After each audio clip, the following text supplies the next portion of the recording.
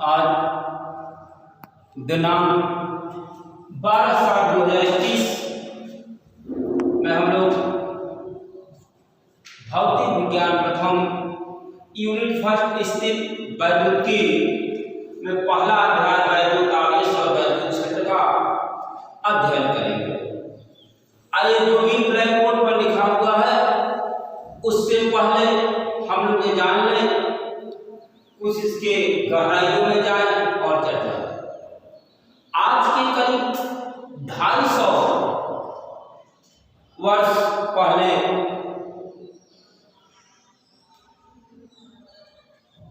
Thales नामक यूनान के एक दार्शनिक थे जिनका नाम था थेल्स।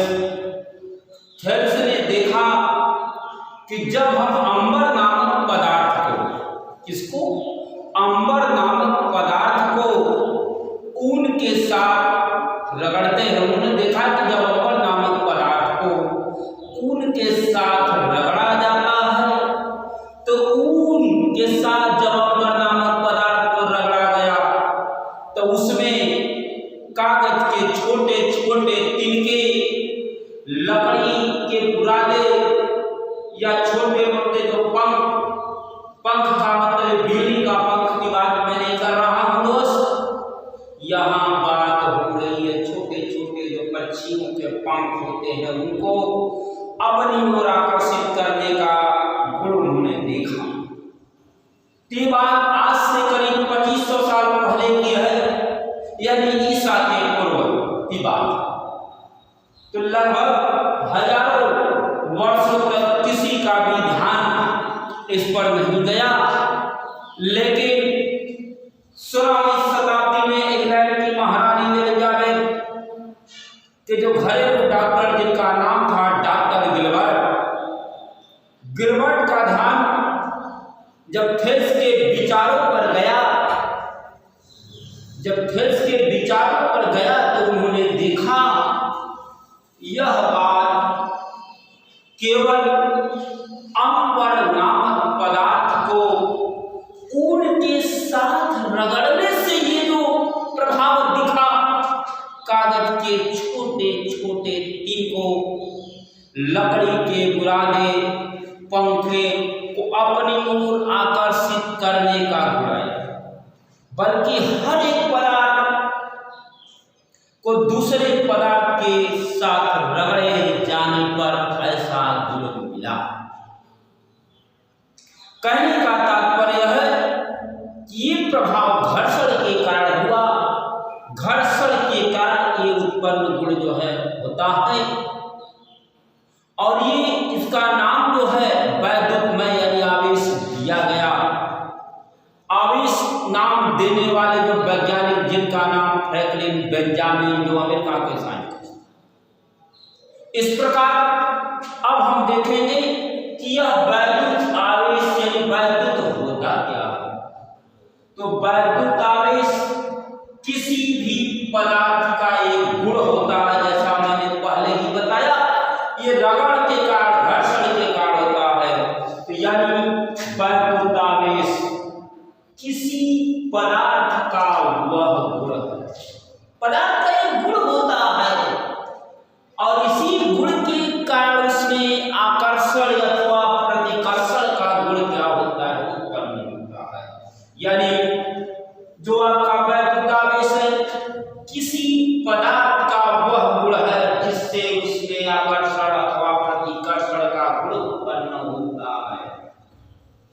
और पदार्थ जो है वैद्युत अथवा चुंबकीय प्रभाव जो है उत्पन्न करता है, यानी ये वैद्युत ही है जिसके कारण किसी भी पदार्थ में वैद्युत और चुंबक का प्रभाव क्या होता है, उत्पन्न होता है।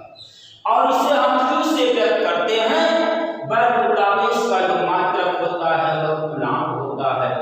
और यह उत्पन्न क्यों होता है, क्योंकि जब इलेक्ट्रॉन प्रोटॉन और न्यूट्रॉन का खोज नहीं हुआ था तो ये कहा जाता था कि परमाणु विद्युत का माने परमाणु जो है अपराध है, इसे किसी भी तरह से विभाजित नहीं किया जा सकता।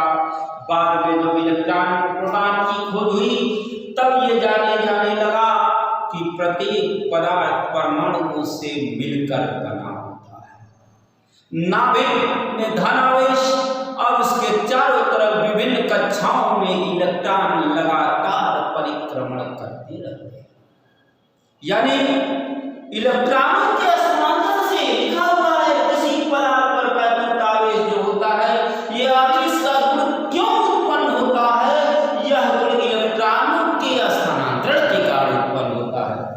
क्योंकि किसी भी पदार्थ पर इलेक्ट्रॉन का आगमन होता है और किसी पदार्थ से ही इलेक्ट्रॉन जो है एक में से दूसरे में स्थानांतरित होता है, तभी किसी पदार्थ पर वैद्युत आवेश वह इलेक्ट्रॉनों के स्थानांतरण से उत्पन्न होता है। यदि स्थानांतरित इलेक्ट्रॉनों की संख्या n हो तो पदार्थ पर उपस्थित आवेश Q बराबर n होगा। जहां एक इलेक्ट्रॉन का आवेश है और इस इलेक्ट्रॉन का आवेश का जो मान होता है, जो वैल्यू होती है, वह 1×10⁻⁻19 कूलम। यानी यह इलेक्ट्रॉन ही है जिसके स्थानांतरण से किसी भी पदार्थ में आवेश का गुण उत्पन्न होता है। इस प्रकार आवेश के मात्रक के विषय में जब हम बात करेंगे, आवेश का यमकेयस पद्धति, इस पद्धति का मात्रक होता है, मतलब होता है किसी भी तरह की लंबाई को हम मीटर में व्यक्त करते हैं। जैसा कि कक्षा 11 में हम लोग पढ़े, यम बोले तो मीटर, के बोले तो किलोग्राम, यस बोले तो सेकंड। यानी इस पद्धति में लंबाई का मात्रक मीटर, द्रव्यमान का मात्रक किलोग्राम और समय का मात्रक सेकंड होता है। तो जो वैद्युत आवेश है उसका इस यमकेयस पद्धति वाला जो मात्रक होता है बाबू, वह कूलम होता है। इतना ही नहीं, आवेश का जो सीजीएस मात्रक होता है वह स्टेट कूलम होता है। क्या होता है? स्टेट कूलम होता है। इसे इलेक्ट्रोस्टैटिक्स यूनिट ऑफ चार्ज क्या कहते हैं? इलेक्ट्रोस्टैटिक्स यूनिट ऑफ चार्ज, और शॉर्ट में इसे ESU ही कहा जाता है। और एक कूलम में, यानी अगर लिखेंगे यमकेयस अर्थात कूलम, एक कूलम की जो वैल्यू होती है वह 3×10⁻⁹ ESU के बराबर। अब आइए हम लोग अब चर्चा करें। इतना तो क्लियर हो गया कि कुल मिलाकर के इलेक्ट्रॉनों का स्थानांतरण ही आवेश की प्रकृति को दर्शाता है। तो इस इलेक्ट्रॉनों के स्थानांतरण के आधार पर आवेश को दो भागों में बांटा गया है। पहला होता है धन आवेश। धन आवेश अर्थात इसकी परिभाषा होती है किसी वस्तु पर इलेक्ट्रॉनों की कमी से, यानी कोई वस्तु है अगर उस पर इलेक्ट्रॉनों की कमी हो गई, अर्थात उस चालक से इलेक्ट्रॉन किसी अन्य चालक में स्थानांतरित हो गए, तभी तो उस पर इलेक्ट्रॉन की कमी है। तो किसी वस्तु पर इलेक्ट्रॉनों की कमी से उत्पन्न आवेश को धन आवेश कहते हैं। किसी भी वस्तु पर इलेक्ट्रॉनों की कमी से उत्पन्न आवेश को धन आवेश कहते हैं। जैसा लिखा हुआ है, किसी वस्तु पर इलेक्ट्रॉनों की कमी से उत्पन्न आवेश को धन आवेश कहते हैं। और ऋण आवेश क्या होता है? इसी का किसी वस्तु पर इलेक्ट्रॉनों की अधिकता से उत्पन्न आवेश को हम क्या कहते हैं? धन। यानी इलेक्ट्रॉनों की अधिकता से उत्पन्न आवेश ऋण आवेश और इलेक्ट्रॉनों की कमी से उत्पन्न आवेश को धन आवेश। हाँ, यहाँ पर याद रखिएगा स्थिर वैद्युत की जैसा यूनिट से ही आप पढ़े हैं, आगे हेडिंग आपको मिलेगा स्थिर वैद्युत की। तो नोट हमने कराया है कि बाबू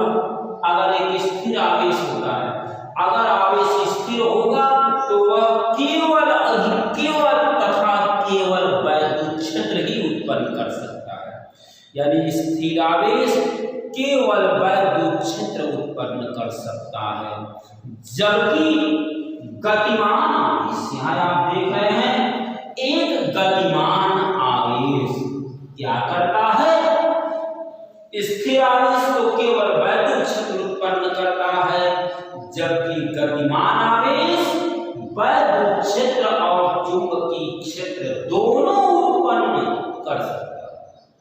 स्थिर आवेश केवल वैद्युत क्षेत्र उत्पन्न कर सकता है और गतिमान आवेश वैद्युत क्षेत्र और चुंबकीय क्षेत्र दोनों उत्पन्न कर सकता है। इतना ही नहीं, एक त्वरित आवेश है, जब त्वरित आवेश होता है तो वह वैद्युत क्षेत्र तो उत्पन्न करता ही है, चुंबकीय क्षेत्र तो उत्पन्न करता ही है। इतना ही नहीं है बाबू, वह विद्युत चुंबकीय तरंगों को भी उत्पन्न कर सकता है। ये विद्युत चुंबकीय तरंगों की चर्चा जब हम लोग पढ़ेंगे प्रत्यावर्ती धारा के बाद का चैप्टर होता है विद्युत चुंबकीय तरंग, फिजिक्स चैप्टर के लास्ट चैप्टर में इसका जिक्र होगा, लेकिन उसका थोड़ा सा जिक्र मैं यहाँ आप लोगों के सामने कर देना चाहता हूँ ताकि स्पष्ट हो ये है क्या। ये प्रत्यावर्ती धारा जो प्रवाहित होती है, अगर उसमें उसकी जो फ्रीक्वेंसी जो मान है, आयाम है धारा का, उच्च आवृत्ति यानी कि किसी प्रत्यावर्ती धारा में अगर जो धारा होती है उसका आयाम उच्च आवृत्ति से बदलने लगती है तो उस परिपथ की संपूर्ण ऊर्जा तरंगों के रूप में संचारित होने लगती है। तो इस प्रकार के तरंग को हम विद्युत चुंबकीय तरंग कहते हैं। इसके बाद आगे 1 मिनट के विराम के बाद पुनः हाजिर होते हैं। आवेशों का क्वांटीकरण, आवेशों के न्यूनतम मान, आवेशों के न्यूनतम मान को क्या कहते हैं, मूल आवेश। आवेशों के न्यूनतम मान को हम मूल आवेश कहते हैं और इसका मान जो होता है, यानी आवेशों के न्यूनतम मान को हम मूल आवेश कहते हैं और इस मूल आवेश का मान, इसका मान मूल आवेश, यानी आवेशों का जो न्यूनतम मान होता है उसे मूल आवेश कहते हैं और मूल आवेश का मान तो इलेक्ट्रॉन के आवेश के बराबर होता है और इसे व्यक्त करते हैं। लिखा हुआ है आवेश के न्यूनतम मान को मूल आवेश कहते हैं। इसका मान इलेक्ट्रॉन आवेश के क्या होता है, बराबर होता है, इसे प्रदर्शित करते हैं और इसका जो वैल्यू होता है, इसका जो मान होता है, न्यूमेरिकल वैल्यू 1.6 गुणे 10 के पावर -19 कूलाम होता है, जैसा कि लिखा हुआ है। इस प्रकार हम कह सकते हैं कि किसी भी वस्तु का आवेश जो होता है, किसी भी वस्तु का आवेश वह मूल आवेश का पूर्ण गुणन होता है। किसी वस्तु का आवेश जो मूल आवेश होता है उसका पूर्ण गुणन, मूल आवेश बोले तो किसी भी वस्तु पर आवेश का जो न्यूनतम मान होता है उसको मूल आवेश कहा जाता है और मूल आवेश का मान इलेक्ट्रॉन के मान के बराबर होता है, इसलिए इसको इसे प्रदर्शित करते हैं। वैल्यू जो होती है 1.6 गुणे 10 के पावर -19 कूलाम। इसका मतलब किसी भी वस्तु का जो आवेश होगा वह मूल आवेश का पूर्ण गुणन होता है। इसी कथन को हम आवेश का क्वांटम सिद्धांत कहते हैं, यानी आवेश का क्वांटम सिद्धांत बोले तो किसी भी वस्तु का आवेश जो होता है वह मूल आवेश का पूर्ण गुणन होता है। इसी को हम क्वांटम क्या बोलते हैं, सिद्धांत कहते हैं और इस घटना को आवेश का क्वांटीकरण कहते हैं। इस आवेश को होता है कि घटना जो होती है वह आवेश का क्वांटीकरण कहलाता है। इस प्रकार हम कह सकते हैं कि कोई भी वस्तु है उस पर जो आवेश की मात्रा होगी वह हमेशा का पूर्ण गुणन होगा, अर्थात किसी भी वस्तु पर आवेश का जो मात्रा होगा +-3 +-2e +-3e after so on +-n हो सकता है, लेकिन कभी भी किसी भी वस्तु पर आवेश का मान बाबू वह +-0.25 0.75 अगर कहा जाए तो कभी संभव नहीं है, क्योंकि मैंने आपको बताया कि किसी भी पदार्थ पर जो आवेश का न्यूनतम मान होता है उसी मान को हम उसका मूल आवेश कहते हैं। अब मूल आवेश का मान जो होता है वह इलेक्ट्रॉन के आवेश के बराबर होता है। जब इलेक्ट्रॉन के आवेश के बराबर होगा और इसे ही से व्यक्त करेंगे, इसका मतलब किसी भी वस्तु पर आवेश का मात्रा ई का मोलकुलर होगा, चाहे प्लस में हो चाहे माइनस में हो। कब प्लस में होगा कब माइनस में होगा इसकी चर्चा आपने कहा भी अभी आगे समझाएंगे भी आपको। तो इसी को हम क्या कहते हैं, क्वांटम सिद्धांत बोला जाता है। और यह जो आपकी घटना होती है उसी को क्वांटीकरण, यानी किसी भी वस्तु पर आवेश का मान प्लस माइनस 2 4 6 7 8 9 10 हो सकता है, लेकिन प्लस माइनस कभी पॉइंट कभी भिन्नात्मक नहीं हो सकता। बाद में इसका हुआ तो नहीं, ऐसा संभव नहीं है। अगर आगे हम लोग क्वांटम में पढ़ेंगे, क्वांटम सिद्धांत की बात करें तो क्वांटीकरण कहा जाता है, इसके विषय में भी हम लोग चर्चा करेंगे अगले टर्म में। उसके बाद आएंगे आवेश का इलेक्ट्रॉनिक सिद्धांत, यानी सिद्धांत के आवेश का इलेक्ट्रॉनिक सिद्धांत क्या है। यानी सिद्धांत के अनुसार हम आप जानते हैं कक्षा 10 में भी हम लोग अध्ययन कर चुके हैं कि प्रत्येक पदार्थ परमाणुओं से मिलकर बना होता है। प्रत्येक पदार्थ परमाणुओं से मिलकर बना होता है और जिसका समस्त धन आवेश जो होता है परमाणु से मिलकर बना है, जिसका समस्त धन आवेश जो होता है वह नाभिक, माने परमाणु में धनावेशित नाभिक होता है और जिसके चारों विभिन्न कक्षाओं में इलेक्ट्रॉन क्या करते हैं वह चक्कर लगाते रहते हैं। इसका मतलब कि परमाणु में धनावेशित वह नाभिक में होते हैं और उस नाभिक के चारों ओर विभिन्न कक्षाओं में इलेक्ट्रॉन परिक्रमण करते रहते हैं। तो कुल मिलाकर के हम कह सकते हैं कि परमाणु विद्युत का उदासीन होते हैं, यानी नाभिक पर जितना धन आवेश होता है उसके बाहर उतना ही इलेक्ट्रॉन यानी ऋण आवेश होता है।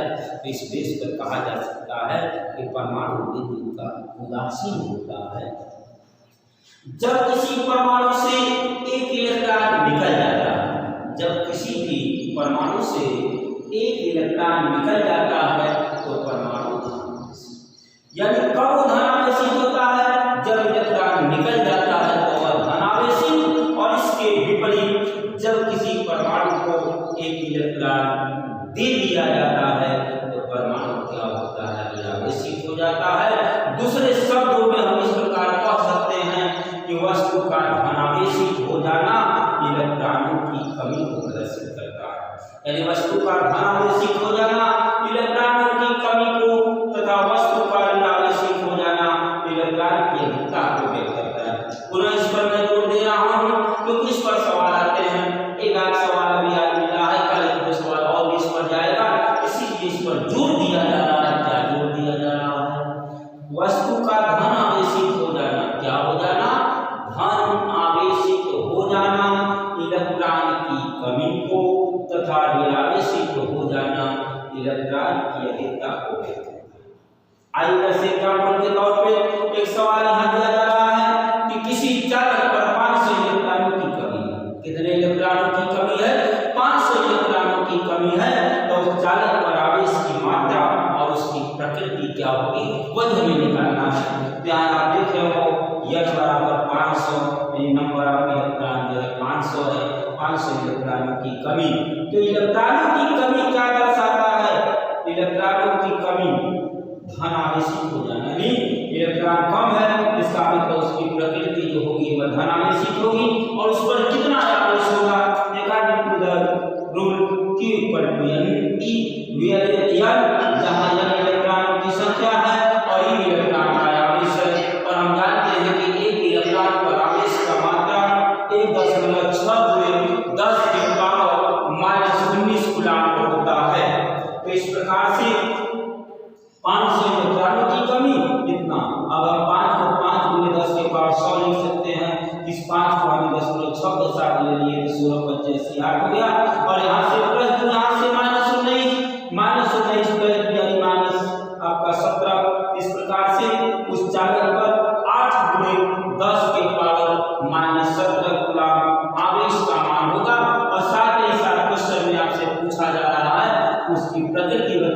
तो चूंकि इलेक्ट्रॉनों की कमी है तो इलेक्ट्रॉनों की कमी धन आवेश को प्रदर्शित करता है, अर्थात इलेक्ट्रॉन की कमी है तो उसका मतलब यह हुआ कि जो चालक होगी उसकी प्रकृति जो होगा वह क्या होगा, धन आवेश होगा। प्रकृति क्या होगी, धन आवेश होगा।